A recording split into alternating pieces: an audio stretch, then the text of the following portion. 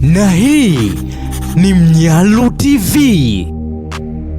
Klabu ya Young Africans imekuja kujibu na kutoa taarifa kwa umma kuhusiana na sekeseke ambalo linaendelea sasa hivi kwenye mitandao ya kijamii.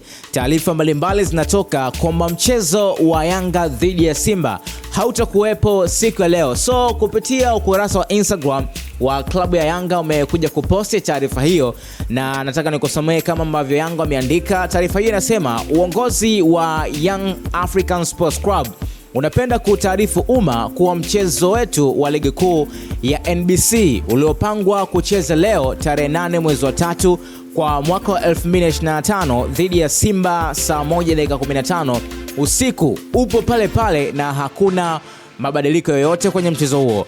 Klabu ya Yanga Sports Club kama wenyeji wa mchezo, tunaamini taratibu zote za mchezo kama inavyoelekezwa kwenye kanuni za ligi kuu ya NBC ziko sawa na maandalizi yote yako tayari. Uongozi wa Young African Sports Club unapeleka timu uwanja wa Benjamin Mkapa kama inavyoelekezwa kwenye kanuni na hatutakuwa tayari kucheza mchezo huu siku nyingine tofauti na leo.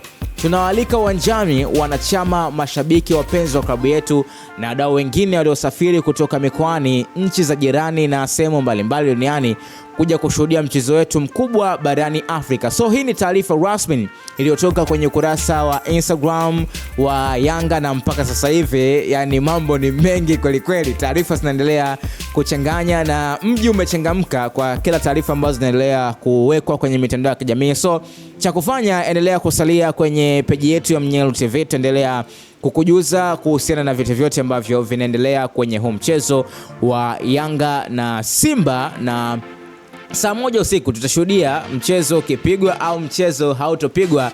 So subscribe na turn on na notification ili uwe kwanza kupata habari ambazo zinawekwa hapa. Na hii ni Mnyalu TV.